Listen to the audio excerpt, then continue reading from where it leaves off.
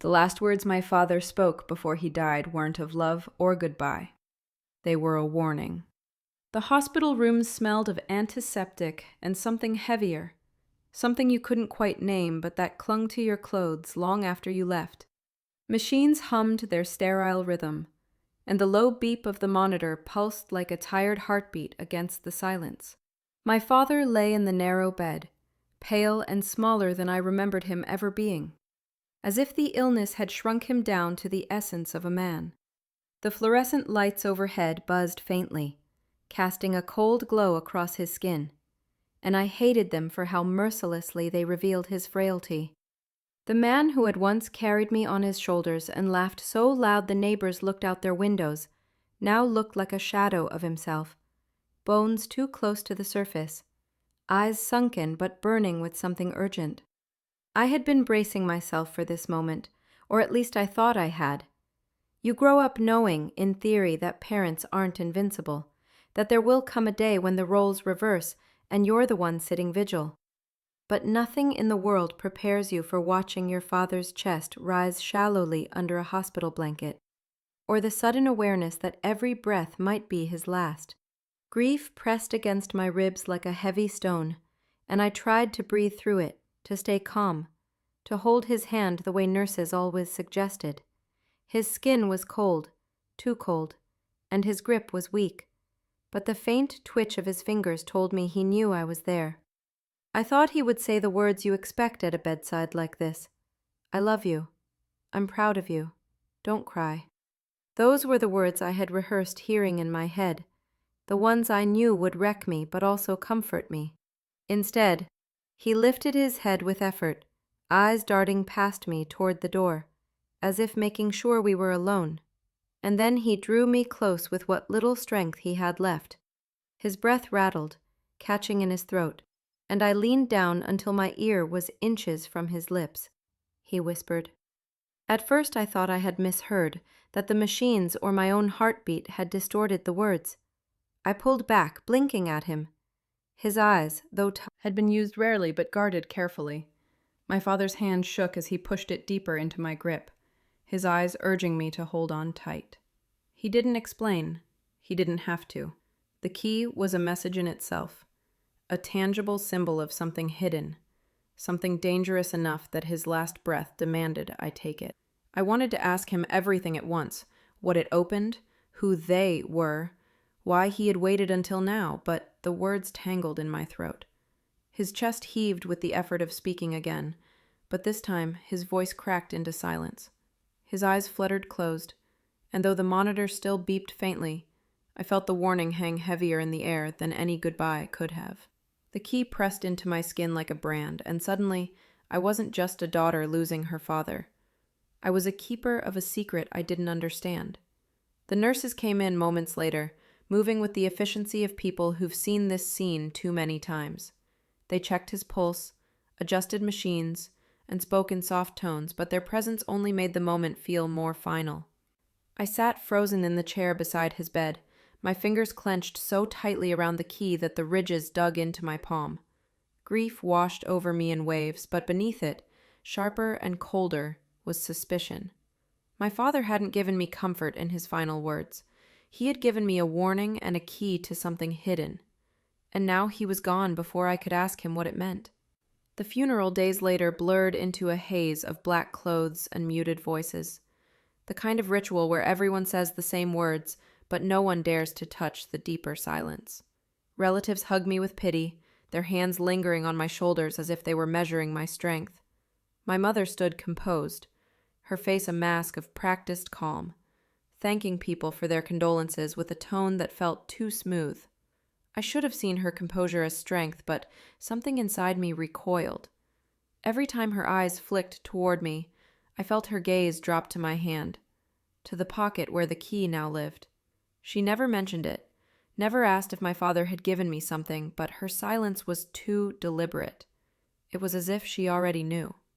That night, after the last of the mourners left and the house fell into heavy quiet, had always kept closed.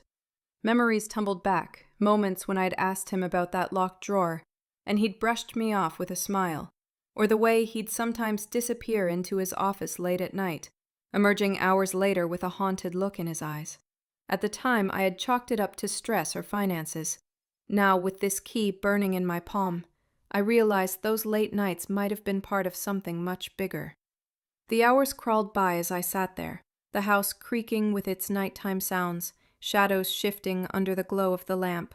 I wanted to believe this was grief twisting my mind, that I was inventing conspiracies out of sorrow, but the memory of his voice, raspy, urgent, unmistakable, wouldn't let me. Don't trust them.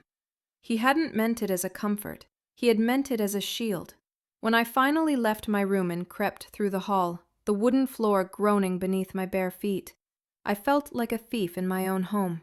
I moved toward my father's study, the door looming darker than the rest of the house. My hand hovered over the knob, the key clutched tightly, but before I could try it, a floorboard creaked behind me. I turned sharply, heart leaping into my throat. My mother stood at the end of the hall. Her expression was unreadable in the dim light, but her eyes weren't on me. They were on the key in my hand. For the briefest second, something flickered across her face. Not surprise, not grief, but unease. The kind of unease that told me she knew exactly what the key was, and that she wished I hadn't found it.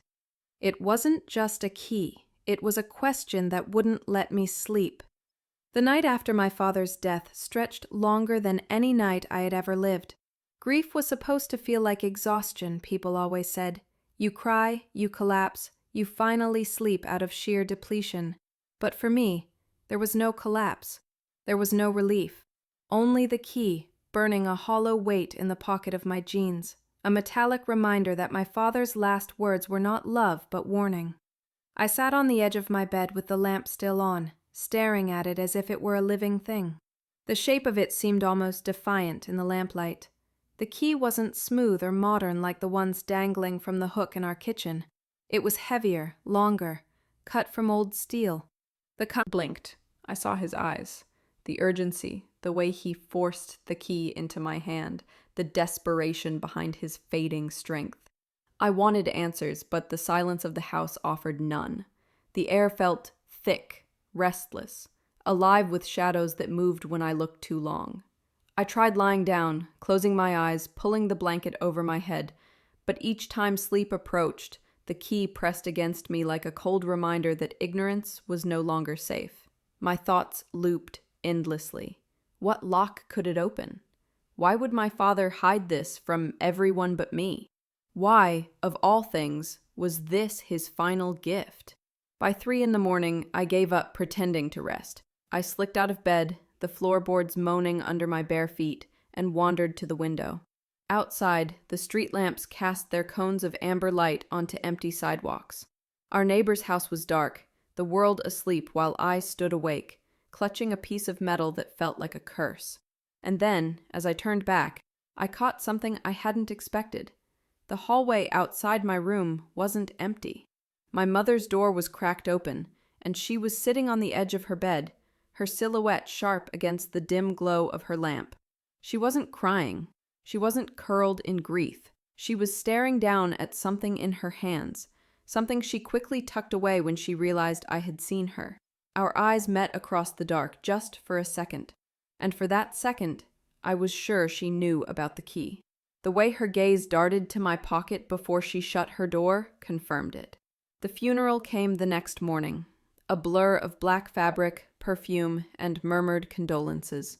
I wore a plain dress I hadn't touched in years, the key heavy in the lining of my purse where no one could see it.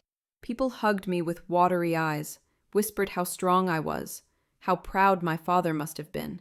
Every platitude felt like a lie. My relatives moved among the crowd like shadows in tailored suits. My uncle clasped my shoulder too firmly, leaning close enough to smell his cologne. "Your father trusted you," he said, but his eyes lingered a moment too long on the strap of my purse. Even as I stood at the graveside, watching dirt fall in slow cascades onto the coffin, I couldn't feel pure grief. Suspicion poisoned everything.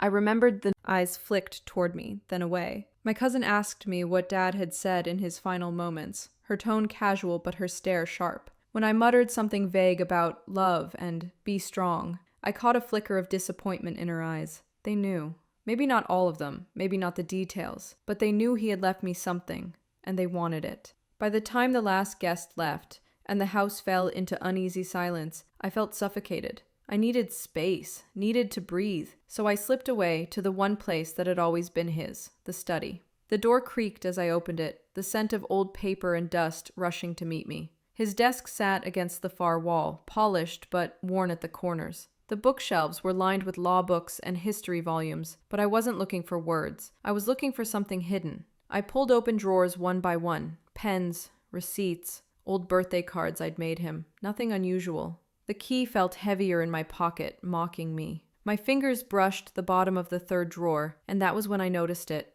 The wood wasn't smooth.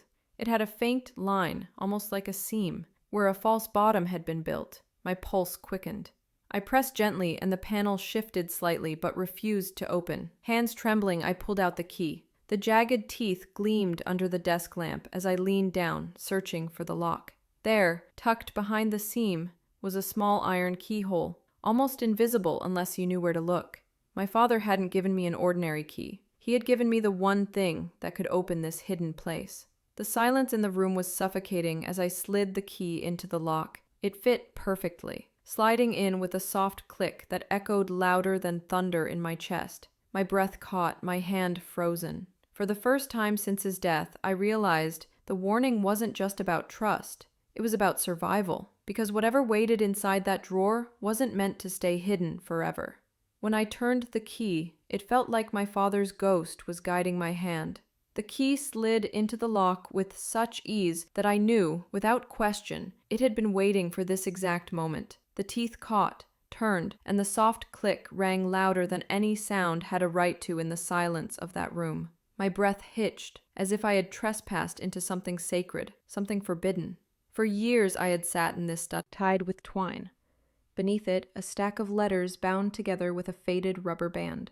There were photographs, too, edges curled, black and white bleeding into sepia, faces frozen in time I barely recognized. And then, tucked into the corner, a leather-bound notebook, its cover cracked, the pages swollen from years of use. I laid them out across the desk, heart pounding so loudly I was sure someone in the house could hear it. The envelope was heavier than it looked, and when I untied the twine, a spill of documents slid out.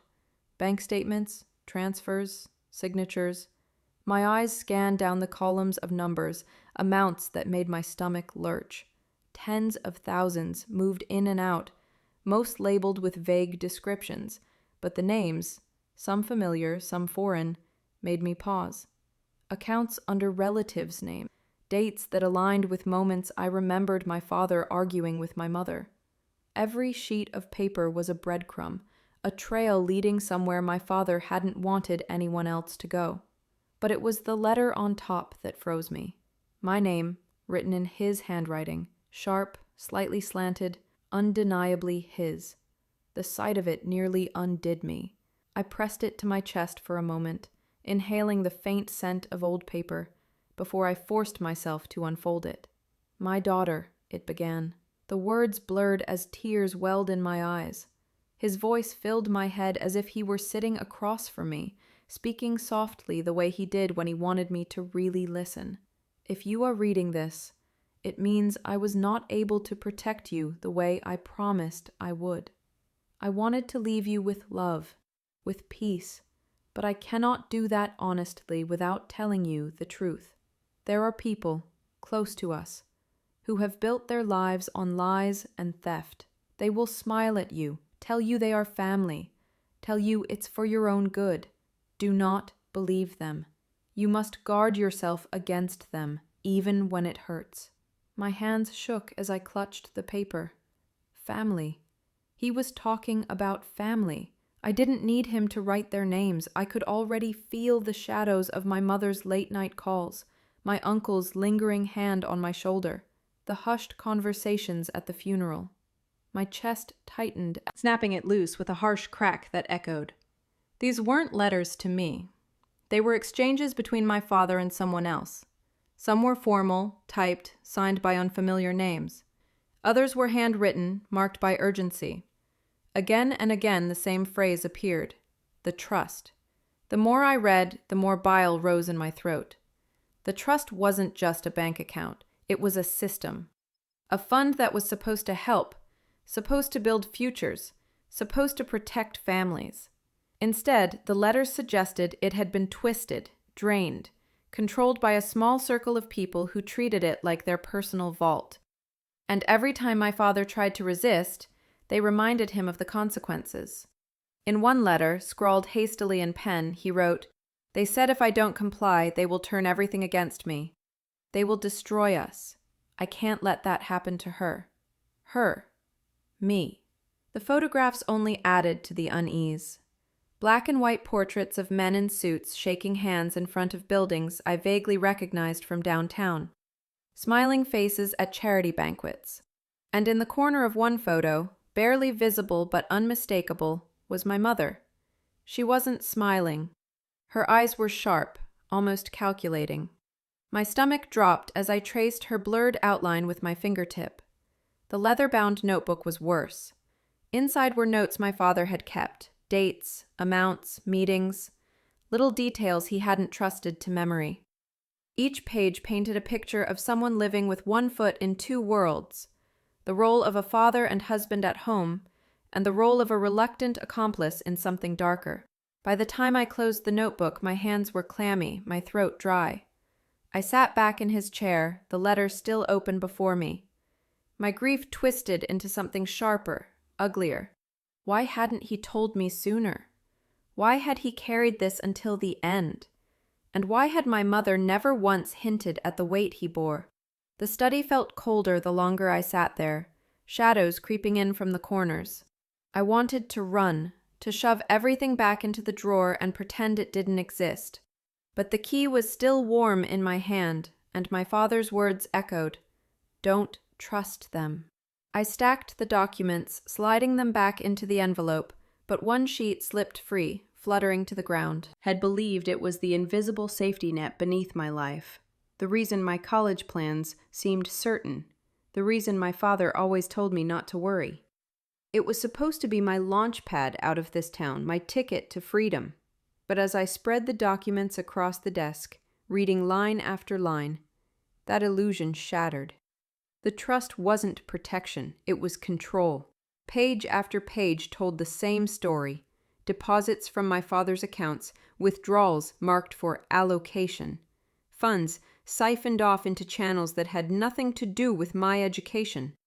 The numbers didn't lie. Every month, money was bled out systematically, funneled into accounts with familiar last names, relatives, neighbors, even local officials.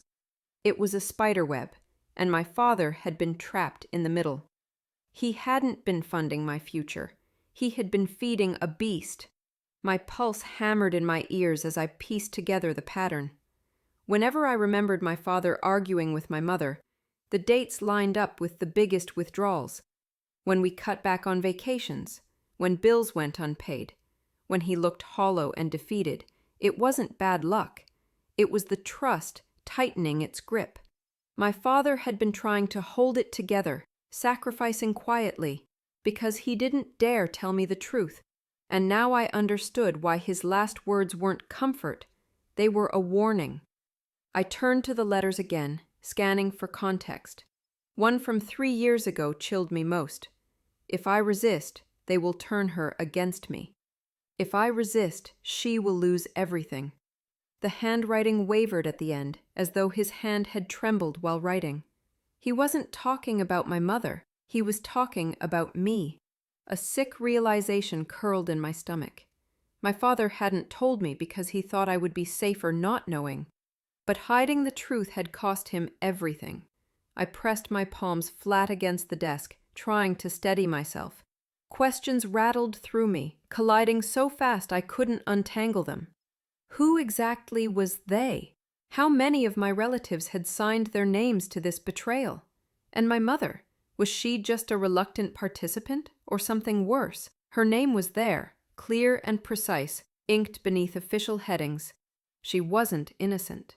I tried to remember every time It was the house settling. Maybe it was my imagination, wound tight from exhaustion and shock. But then I heard it. The faint scrape of a shoe against wood. Not my mother's light tread. Heavier, slower, deliberate. My throat closed as I slipped out of the study and padded toward my room, heart thundering. I tucked the envelope beneath my mattress, slid the key under my pillow, and lay stiff under the covers, forcing my breath into shallow, steady rhythms. My door was cracked just enough to see the faint glow of the hallway light. That was when the shadow moved. A figure, broad-shouldered, passed by my door, pausing just long enough that I could hear the shift of air as he breathed. My skin prickled with icy fear. Then the floorboards groaned again as the figure retreated toward the study.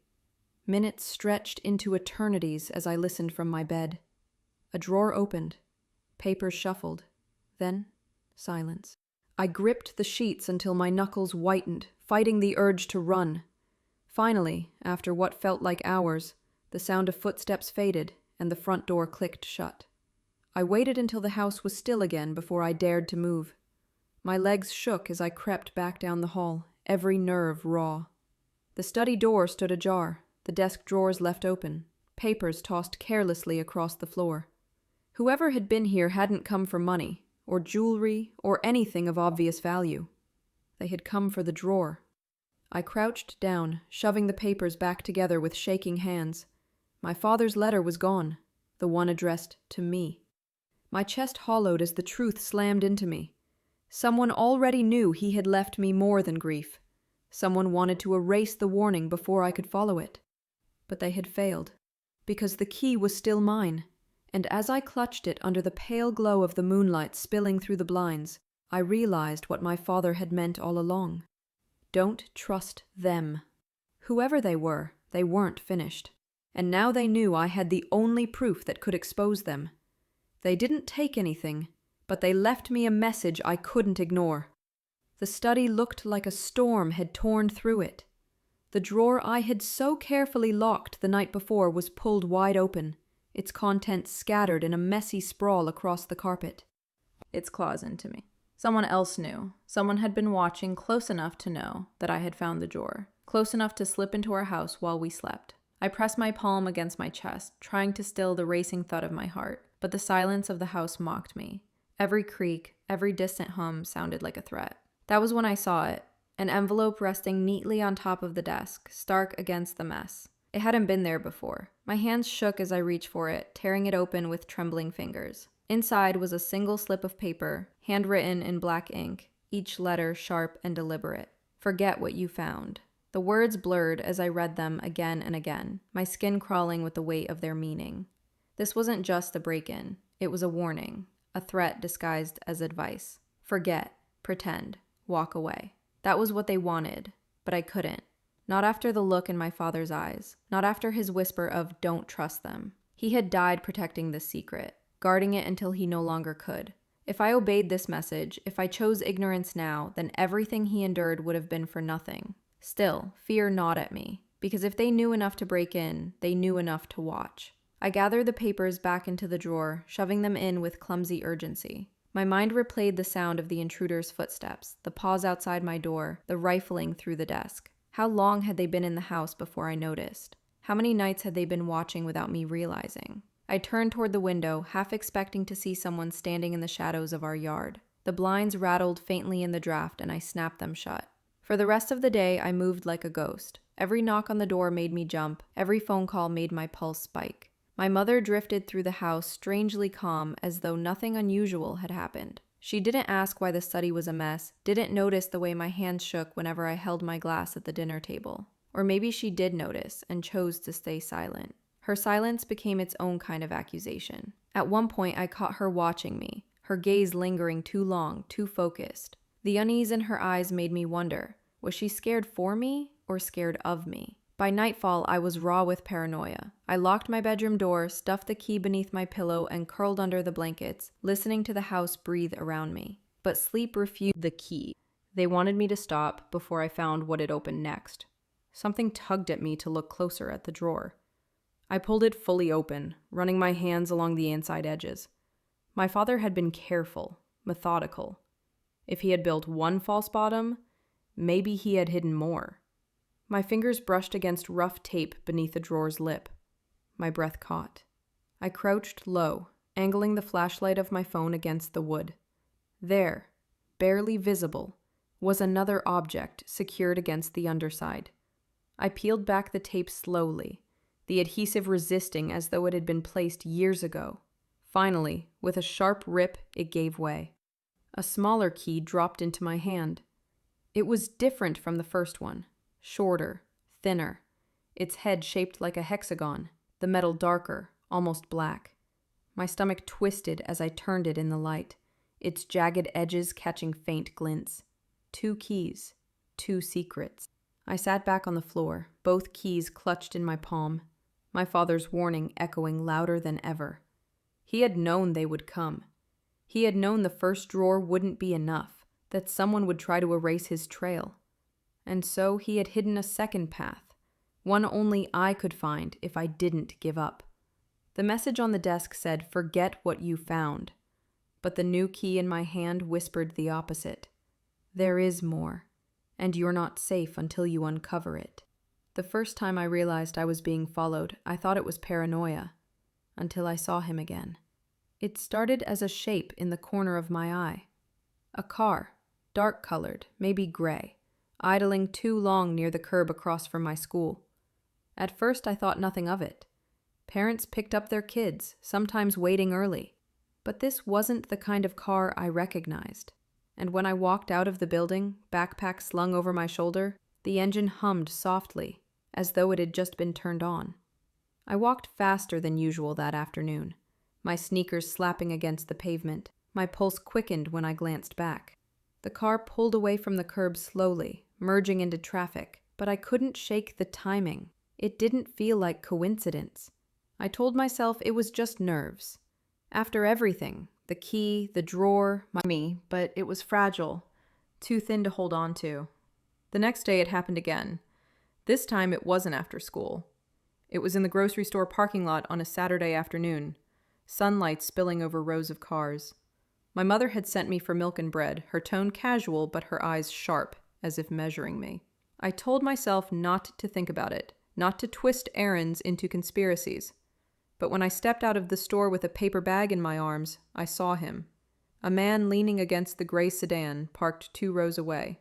He wasn't pretending to wait for someone or scrolling through his phone. He was staring directly at me. The weight of his gaze rooted me to the spot. He wasn't old, maybe mid-40s, but there was something about him that made my stomach turn cold. He didn't smile. He didn't move. He just watched me with an intensity that made the noise of the parking lot fade into silence. I forced myself to walk, each step measured, my heart pounding so hard it felt like it might echo in the air. I avoided his eyes, but I could feel his stare tracking me all the way to my car. When I slid into the driver's seat and locked the doors, I finally glanced back. He was still standing there, hands in his pockets, eyes on me, as if memorizing every detail of my face. That night I couldn't eat. My appetite was gone, swallowed by the unease curling in my stomach. I told myself it could still be coincidence. Maybe I had misread his stare. Maybe the car had just been in the wrong place at the wrong time. But deep down, I knew better. Because paranoia doesn't slip notes into drawers. Paranoia doesn't leave warnings in neat handwriting. And paranoia doesn't steal letters from your father's secret stash. This was real. I lay awake in bed, staring at the ceiling, replaying every second of the encounter. The way he hadn't even flinched when I caught his gaze. The way he had made no effort to hide. That wasn't the behavior of someone careless. That was deliberate. By morning, I had made a decision. I couldn't ignore my instincts anymore. They had kept me alive this long, and I owed my father more than blind denial. If I was being followed, then I needed to know why. The next time I saw the sedan, it was waiting near the edge of town, half hidden under the shadow of an oak tree. My hands gripped the steering wheel so tightly that my knuckles ached, and turned toward the store entrance. I felt a slight tug. It was so subtle I almost dismissed it. But when I shifted the weight of the bag on my shoulder, I knew. Something was different. I hurried inside, weaving through the aisles until I found an empty corner near the back. With trembling hands, I slipped the bag off my shoulder and unzipped it. At first glance, everything looked normal. My notebooks, my wallet, the small stack of papers I had hidden under the lining. But then I saw it. An envelope, crisp and white, tucked neatly on top. I hadn't put it there. My skin prickled as I reached for it, my fingers brushing the smooth paper. There was no name on the front, no address, nothing to mark who it belonged to, just the faint weight of something inside. I zipped the bag quickly, hugging it to my chest as I forced myself to walk calmly back to the register. My hands shook so badly, I could barely count out cash for the milk I didn't even want. When I finally slid back into my car, I locked the doors and placed the bag on the passenger seat, staring at it like it might detonate. The man had slipped it into my backpack without me even noticing, which meant he had been close enough to touch me, and whatever was inside that envelope would change everything. Inside the envelope was proof my father's warning was bigger than family betrayal. I sat in the driver's seat of my car with the envelope resting on the passenger side like it was alive, like it might open itself and swallow me whole if I didn't make a choice. My hands gripped the steering wheel, knuckles bone white, as the world outside blurred into meaningless movement. People walked to their cars, bags of groceries swinging in their arms, children laughing in the distance. Ordinary life carried on, oblivious to the storm sitting in a thin white envelope inches from me. I didn't want to touch it. I didn't want to see what was inside, because whatever that man had slipped into my bag wasn't meant to comfort me. It was meant to reveal something my father had fought to protect me from, and once I knew, I couldn't unknow it. But the longer I stared, the louder my father's voice pressed against the silence. Don't trust them. He hadn't wasted his final breath on sentiment. He had given me a command, a warning, and maybe even a map. And this envelope, as terrifying as it felt, was part of that. Shock froze me. Then the rage came, hot and sharp, coursing through my veins until my hands shook with it. It wasn't just the college fund anymore. It wasn't just inheritance drained behind my back. They had stolen me, my name, my identity. My future wasn't just at risk, it had been hijacked, rewritten, and weaponized without my knowledge. Tears burned in my eyes as I flipped through the slips. Each one detailed a new violation, each one proof that my life had been dismantled behind closed doors. The dates lined up with moments of my life that had seemed insignificant at the time.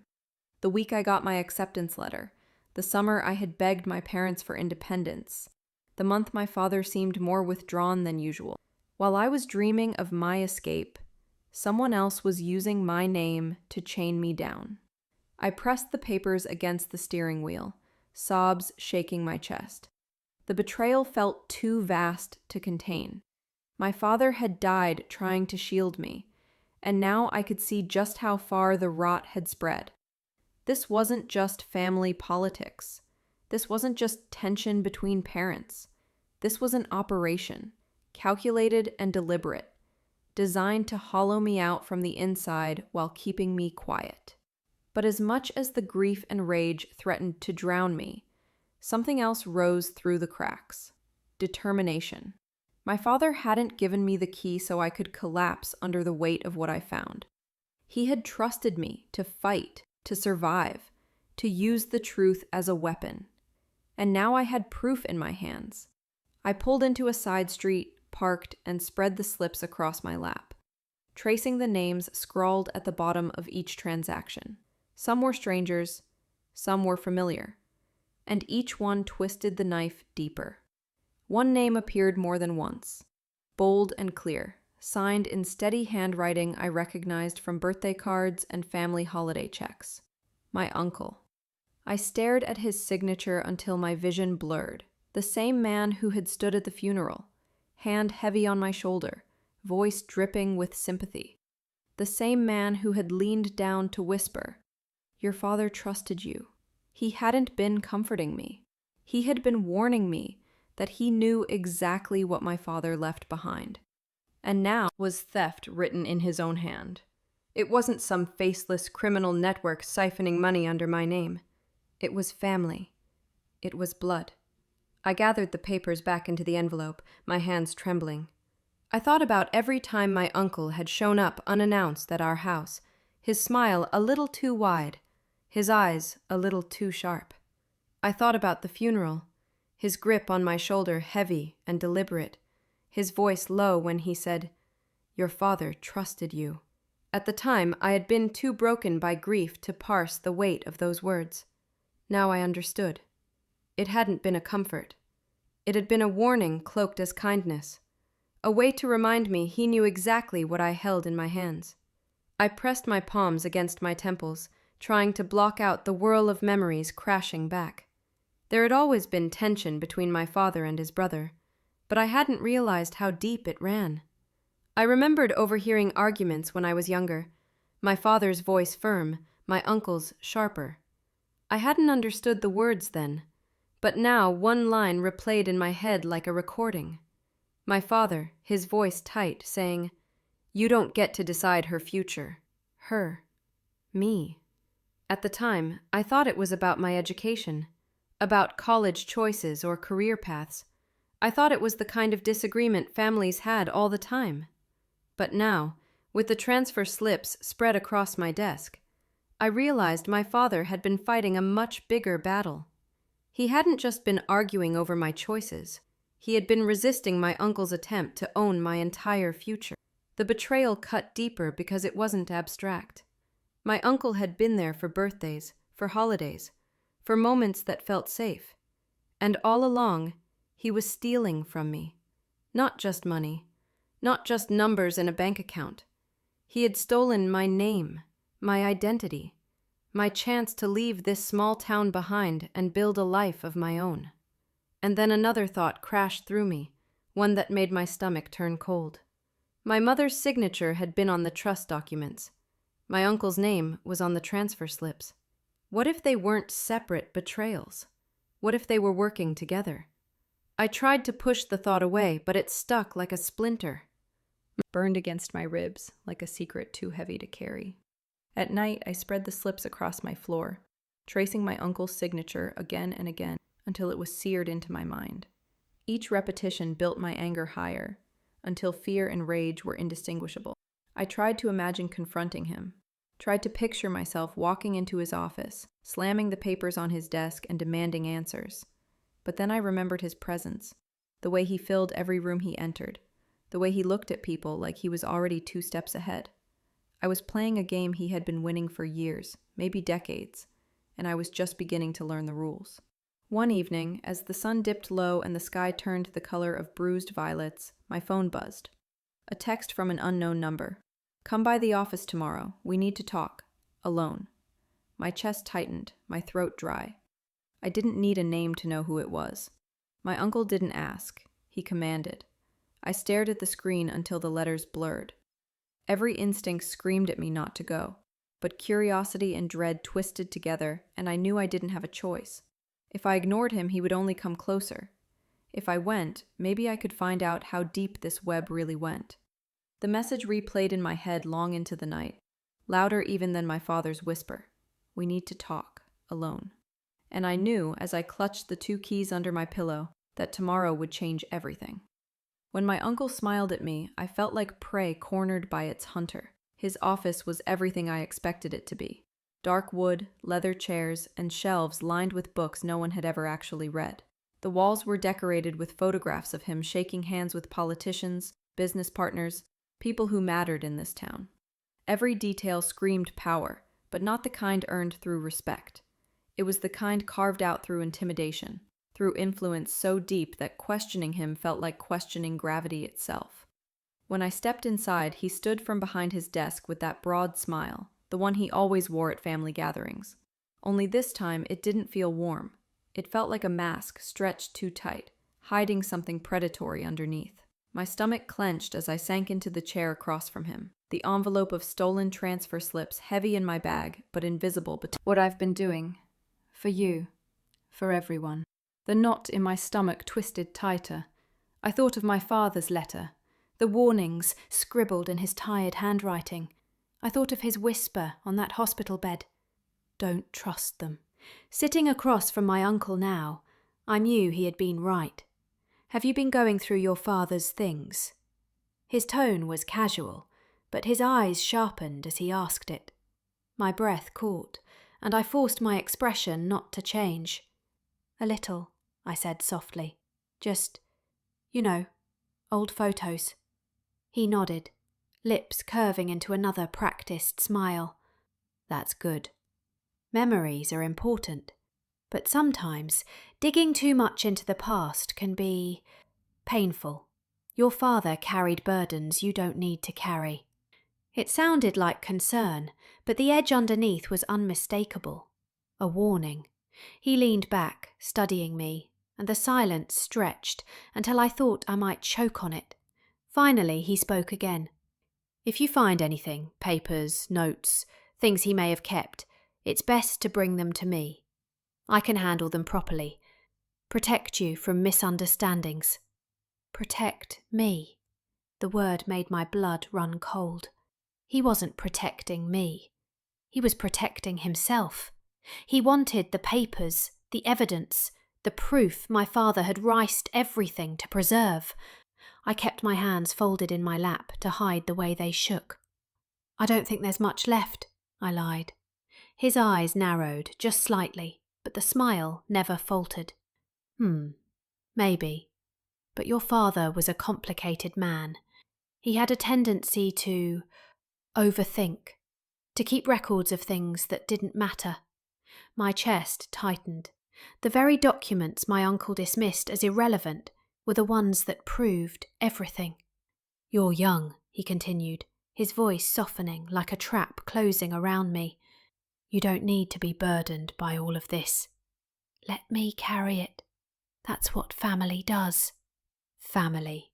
The word dripped like poison. I thought of the nights my father had locked himself in his study. It heavy, deliberate. His voice dropped to a whisper, so low I felt it more than I heard it.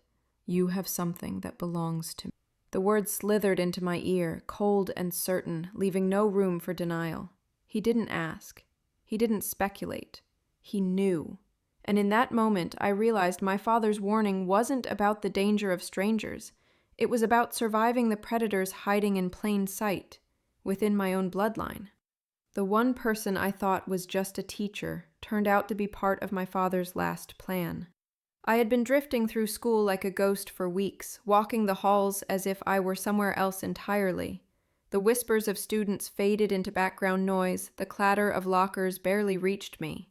My mind was filled with documents, signatures, and my uncle's whisper still ringing in my ears. You have something that belongs to me.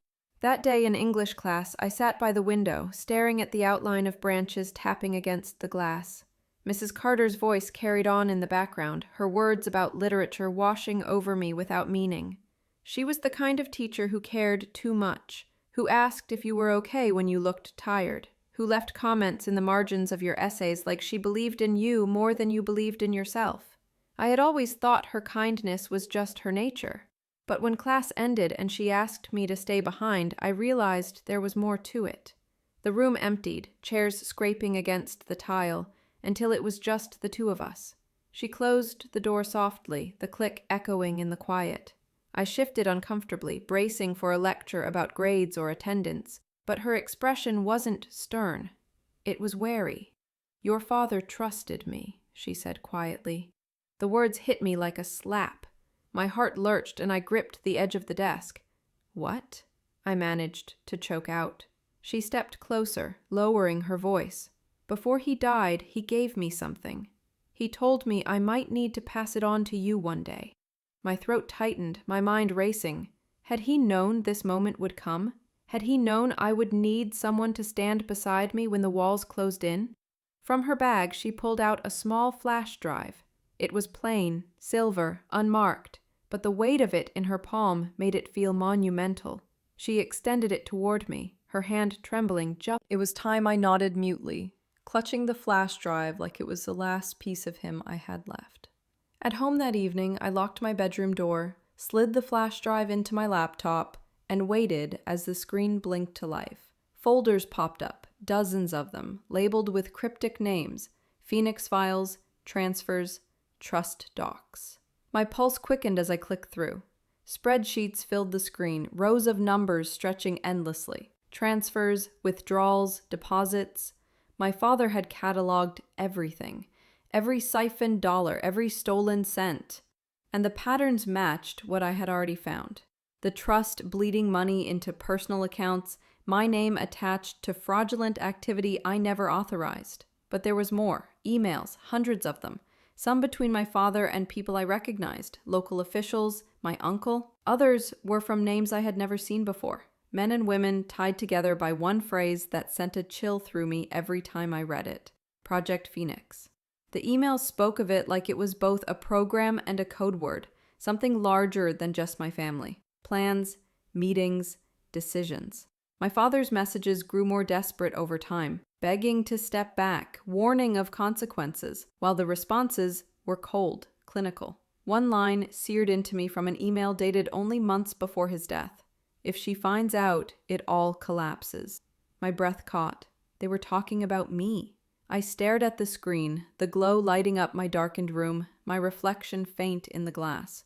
My father hadn't just been trying to protect me from family drama. He had been trying to keep me alive inside something far bigger than I could comprehend. The weight of it crushed me for a moment, pressing tears from my eyes. But beneath the grief, the rage sparked again. I wasn't just a daughter mourning her father anymore. I was a target. And the only way to fight back was to follow the trail he had left for me. Because if I found out, it all collapsed. And that was exactly what I intended to do. The deeper I dug, the more I realized this wasn't just family corruption. It was an entire operation. The glow of my laptop screen bathed my room in an eerie blue. The silence of the house so heavy that even the ticking clock on my nightstand sounded intrusive. My hands hovered over the trackpad, scrolling through folder after folder, each one pulling me bigger, organized, something with rules and consequences. One message, sent from an address with no name attached, read, "Phoenix demands silence. Compliance is non-negotiable." Another, this time from someone I did recognize, a city official who had given a speech at my father's funeral, warned, "The trust cannot be questioned. Phoenix funds too much to risk exposure." My chest tightened as the pieces clicked together. The trust wasn't just a slush fund. It was a front. Phoenix was feeding on it, controlling it, turning something meant to secure families' futures into a machine of theft and power. The deeper I read, the heavier it became. Phoenix was in schools, in banks, in city offices. Every time I thought I'd reach the edge of it, another thread pulled me deeper, binding me tighter. And every thread led back to my family. My uncle's name surfaced again, his signature on documents that gave Phoenix access to accounts. My mother's name appeared too, her role cloaked in language that suggested compliance rather than leadership, but complicity all the same. My father had been caught in the middle, fighting quietly while pretending to cooperate. And me? I was the collateral.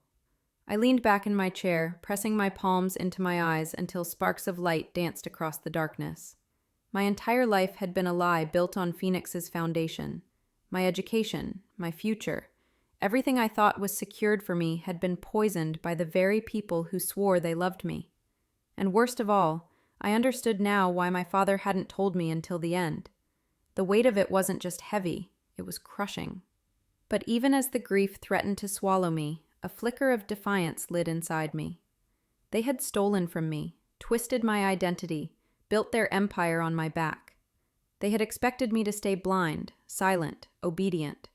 But my father had trusted me with the key, with the files, with the truth, and I couldn't let that trust die with him. I clicked open one last folder, my pulse racing. It contained only a handful of emails, but each one made my blood run colder. They weren't about money. They were about people. She suspects nothing. Her father was contained. If she finds out, it collapses. They weren't just talking about hand. I pressed my hand against my chest, whispering to myself, just to hear a human voice in the silence. You wanted me to see. You wanted me to fight. And then, as if the universe itself was answering, my phone buzzed on the desk. I flinched so hard it nearly fell to the floor. My hand shook as I picked it up, the screen lighting my face in the darkness. No caller ID, just a single text message. Stop, or vanish like the rest. The words burned into me, sharper than any threat could be. Whoever had been watching wasn't in the past. They were here. Now. I stared at the message until the screen dimmed, my reflection staring back at me with wide, terrified eyes. Phoenix knew I was digging, and they weren't going to let me keep going without a fight. For weeks she lied until I cornered her, and she broke. The house felt colder that night, though the thermostat glowed its usual numbers. I could hear my mother in the kitchen, humming softly as if nothing in the world had changed, but everything had. The text still burned in my pocket, stop, or vanish like the rest. And the flash drive on my desk upstairs was a time bomb waiting to explode. I couldn't carry the weight alone anymore. If she really was in this, if she really knew, I had to make her admit it. I walked into the kitchen and leaned against the counter, my arms crossed tight across my chest. She turned, smiling faintly, her hands busy with a dish towel. "You're up late," she said lightly. "Stop pretending," I snapped, the words sharper than I meant them to be. Her smile faltered, the towel twisting in her hands. "What do you mean?" I pulled the envelope of slips from my bag and dropped it on the table. The papers fanned out, signatures and transfers catching the light. This, him, the trust, Phoenix, all of it. How long were you going to lie to me? Her face drained of color. She reached out as if to gather the papers back into a neat pile, but her hands trembled too much. "Where did you get these?" "That doesn't matter," I shot back. "You knew. You signed things. You let them drain everything Dad worked for. And you let them use my name." For a long moment, startling even me. "So you drained my college fund? You stole my identity. For what? To keep them happy?" Her shoulders shook. "To keep you safe," she whispered, finally lifting her eyes to mine. They were bloodshot, hollow, but there was no mistaking the sincerity there. "They said if I didn't comply, if I didn't give them what they wanted, they'd come after you. After your future. After your life." The words landed like stones in my chest. I wanted to scream, to tell her safety built on lies wasn't safety at all. But a smaller, quieter part of me, the part still desperate for a mother's love, hesitated. What if she had been trapped? What if everything she did believing it would save me? The silence stretched between us, filled with every argument my parents had ever had. Every night I had heard muffled voices through the walls. My father had fought, my mother had bent, and I had been the prize both sides tried to protect in their own ways. "You should have told me," I said finally, my voice breaking. Her tears spilled over. "And what would you have done? You're just a girl. They would have destroyed you before you even knew what was happening." "I'm not a girl anymore," I said, my voice hardening. "And Dad trusted me. He gave me the key. Not you. Me." The truth of it seemed to cut her. She flinched, her hand pressing against her chest like the words themselves were a blade. "He should never have involved you," she whispered. "But he did," I said, leaning forward. "And now I know. I can't unknow it. So stop treating me like I'm fragile and tell me everything." Her hands clenched into fists on the table. For a moment, I thought she would refuse, but then something inside her seemed to collapse. Her shoulders sagged, her head bowed, and when she spoke again, her voice was barely audible. "They control everything," she said. "The trust, the schools, the banks. Your uncle handles the money, but he's just a... Phoenix is bigger than him, bigger than us. When your father tried to fight, they made an example out of him. And when I hesitated, they showed me exactly how easily they could take you away from me." My hand shaking. "Please," she whispered, her voice raw. "Don't dig any deeper. You don't know what they're capable of." I pulled my hand back before she could touch me. "I have to," I said. Her eyes filled with terror. She leaned forward, her voice dropping to a trembling whisper. The words sent a chill down my spine, colder than anything I had felt before. And in that moment, I knew there was no going back. When I hit upload, I knew I wasn't just exposing my family. I was declaring war. The flash drive sat on my desk like a loaded weapon. Every file, every transfer slip, every email was lined up in carefully labeled folders, as if my father had known I would one day need to assemble the truth like ammunition. My heart pounded as I scrolled through them one last time, making sure nothing was missing. I had spent the last 2 nights barely sleeping, crafting the post in a quiet corner of the internet, a place where whistleblowers and conspiracy theorists often shouted into the void. I wasn't shouting. I was laying out proof, cold, undeniable, and devastating. I uploaded the files in chunks, watching the progress bar crawl across my screen. Each second felt like it stretched into eternity. My fingers trembled on the keyboard as I hit publish. For a heartbeat, nothing happened, just silence. The kind of silence that made me doubt if I had done anything at all. But then, a comment popped up. Then another, and another. Within an hour, the post had spread from the forum to social media. Screenshots were circulating, hashtags forming, names trending. By midnight, local journalists were quoting the files, tagging city officials, demanding answers. By morning, it had reached national headlines. Trust fund scandal explodes. Project Phoenix exposed. Dark money in our schools. Families demand justice. Every ping of my phone was another notification, another ripple spreading outward. The silence Phoenix had wrapped itself in for years was cracking apart, but victory didn't feel like I thought it would. My chest was tight, my hands cold. Each headline felt like a clock ticking louder, each retweet like a spotlight burning brighter. My name wasn't attached, but I knew it didn't matter. They would trace it back. They always did. By the afternoon, You don't understand what they'll do now. But I had done it. There was no undoing it. When I looked at my reflection in the bathroom mirror, I barely recognized myself. My face was pale, my eyes wide and unblinking, as though I was staring at a stranger. I whispered to the girl in the glass, "You wanted the truth. Now you have it. Now the world has it." The house felt too small, too fragile to contain the storm I had unleashed. I pulled my curtains tight, locked my windows, double-checked the doors. But still the unease pressed in, heavier with each passing hour. And then, sometime after midnight, I saw him. I had just turned off my lamp when movement outside my window caught my eye. My breath stalled as I inched closer, careful not to disturb the blinds. There, across the street under the dim glow of the streetlight, stood the shadowed man. The same man who had slipped the envelope into my backpack. The same man whose stare had burned into me in the grocery store parking lot. He didn't move, didn't speak, just stood there, watching my house with a stillness that was more terrifying than any threat. And that was when I realized Phoenix wasn't going to send texts anymore. They had come to my doorstep. When he stepped out of the shadows, I knew my life would never be mine again. The night air was thick, the kind of stillness that makes every sound echo too loud. I stood frozen at the window, staring at the figure across the street. For weeks I had imagined him, convinced myself he was a phantom of my paranoia. But now, as he stepped forward into the weak glow of the streetlight, I knew he was real. He wasn't rushing toward me. He wasn't trying to hide. His calmness was worse.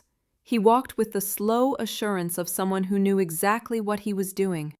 Every step measured, deliberate, unthreatened. When he reached the edge of my yard, he stopped and raised his chin, his gaze locking on mine through the glass. I could have hidden, pulled the curtains shut, pretended not to see, but something in his stare told me this wasn't a moment I could run from. My father's warning had brought me here. My mother's secrets had pushed me forward, and my own choice to hit upload had set the fire ablaze. The words sank into me, heavy with implication. Allies. For weeks, I had felt alone, cut off from everyone, betrayed by my family, hunted by shadows. Now, hearing him say it, I realized the truth. By exposing Phoenix, I had lit a signal fire, and others had seen it. Families were speaking out, reporters were digging deeper, officials were forced to act. Phoenix wasn't invincible anymore. "They'll try to make you regret it," he continued. "They'll try to paint you as reckless, unstable, a child who didn't know what she was doing. They'll come after your name the same way they came after your money." My fists clenched at my sides. Let them try. For the first time, a faint smile tugged at his lips, not kind but approving. That's why your father trusted you." The mention of my father's trust hit me harder than I expected. For a moment, the grief broke through the armor I'd built. I thought of his hand slipping the key into mine, his eyes heavy with fear and love, his whisper still echoing, "Don't trust them." He had known this storm was coming, and he had chosen me to weather it. "Phoenix is unraveling," the man said, pulling me back to the present. "Federal eyes are on them now. Your uncle is already being questioned. Your mother—" He paused, his expression unreadable. "She'll have to face her part in it, too." The words stung, even though I had prepared myself for them.